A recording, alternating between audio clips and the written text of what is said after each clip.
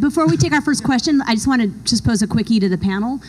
Just because the three of us, when we started, obviously it was not the internet age, blah, blah, blah. And, in recent years, we've seen blogging become so important in our business. And I have to admit that, being a little old school, I was initially, well, geez, I don't know about these blogs. They're so different from these traditional websites, which is so funny to call websites traditional now. And I noticed when I was doing my research, for example, Albert, he's got a large, music section, but he also has blogs, so he can stay up to the minute and current. So I guess just what I wanted to, post to the panel, either side of you, how has this, changed the nature of what you're doing by being able to be so up to the minute and have, current updates and whatnot? Do you want to? It doesn't change it at all. I mean, I embrace the new media, but the way I look at print media is one day the print media is going to be the way multimedia is now. It's going to be the cool alternative. So, jump on board now. The record. Back with the 7 inches, it's going to be right? the vinyl of the magazine industry, right? Yeah, print media, it's like analogous to like buying vinyl now. Yeah. Exactly. It's a perfect analogy. So I embrace the vinyl sales are up. It's exactly. Like I look at, I love print media. I love something that I can hold in my hands. That's why I work in it. I read magazines like people read books, and I'm not going to stop working in it, even though I get paid for shit. And I love it, and I won't stop doing it, and I'll keep blogging as well, but reluctantly. But what was the question? Sorry. No, I just want to make sure I answered your question. Cool. I don't entirely know what the question is, but it's refreshing sort of to hear, because I am a little bit old school in my thought too, that, because when I started, we had those fanzines, and fanzines were awesome. They were sort of the alternative to, to the print magazine, and now we've got websites, and then we had the blogs as the alternative, so how has it sort of changed the nature of what we do?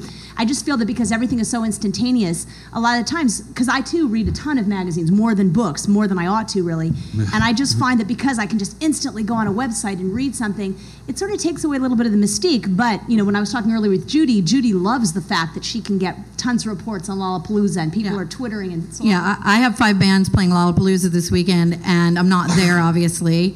The weather's nicer here. No, and I'm getting up-to-the-minute reports from hundreds of journalists I deal with every day about what's going on there, what bands are doing amazingly. People are twittering, Facebooking, people are blogging. Chicago Sun-Times, Jim Derogatis, who writes for the Chicago Sun-Times already, gave me his full daily update, and I feel like I'm there with them, and waiting for the print reviews of these things in a timely manner is not really, the best way to get information anymore. I'm also old school. I mean, I started as a writer for magazines, and now I'm a publicist. I read them religiously, but I have to say the instantaneous nature of blogging in the web is fine. For breaking news stories, it's where we all get our news now, and I think for true criticism, though, the printed word is still a beautiful place. I think when people really take time crafting what they're going to say when it's going to print, when you're blogging it, it can be changed, that there's room for errors. So, and that's something I don't like. Yeah, what do you think about that, Albert? It gives you a chance to take out things you're saying. Yeah. Like, the next morning when you. Yeah, when you wake up sober and you've blogged about your favorite band and how you want to make out with the lead singer. Right. You can just I do that all the time. I see you've been paying attention to my blog. Yes. I mean, I often have clients just telling me things are wrong. Like Vanity Fair has a blog. And recently they've gotten 3 or 4 critical facts wrong in 2 different articles they've done for me. And this is a Vanity Fair editor that blogs. And it's almost, would you have let that go to print? No, because a copy editor would have seen it. But no copy editors are overlooking what's going onto the web. I mean, they were vital facts like name, age, and but they have them corrected in 30 seconds. So that's the great part. There's another way to look at it as well, that what I've noticed with working with bands, although I'm not technically on this panel, is that the print media still means a little bit more than the electronic media. A band seems to be very happy to get something they can hold in their hands, as opposed to something that's probably going to be off the blog in a couple of weeks. They can print it out and hold it in their hands. Because it's something to show, the parents and the grandparents. But Judy was pointing out to me earlier that if it's on the web, it tends to live infinitely. Yeah. So whenever you do a Google search, the print, it's wonderful. Oh my God, we got a review in Spin. That's amazing. That's just like hypothetical best case scenario. But then if it, lives, say on alternativepress.com forever, even though it wasn't in the print version, it's there. So, large magazines and newspapers alike don't put all of their print content onto the web and vice versa. So sometimes something will be in print, it's like in the LA Times and it's there and it's gone and you never see hide nor hair of it again. Sometimes it also runs in conjunction with the web, not always. And when it's on the web, it's like always there for anybody to look up, and in that one day in print it's there and gone. Yeah. So there is sort of an infamy to the web. It's always Googleable, it's always there for somebody's research purposes, and there's sort of like living proof that it actually happened. Yeah.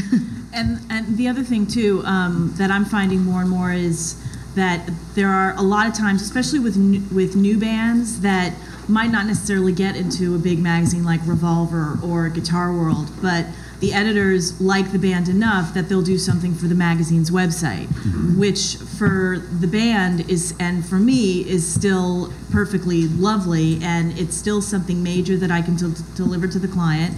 And even when I have a band on the road, if I pitch to either Albert or Seth, and either one of them said to me, well, we can't put anything in print, but we can do a review for the website, then I'm totally all for that. Because for me, it's still coverage in an outlet that's big and that the band would appreciate. I'm completely all for it. I'm never one to turn down any kind of option like that.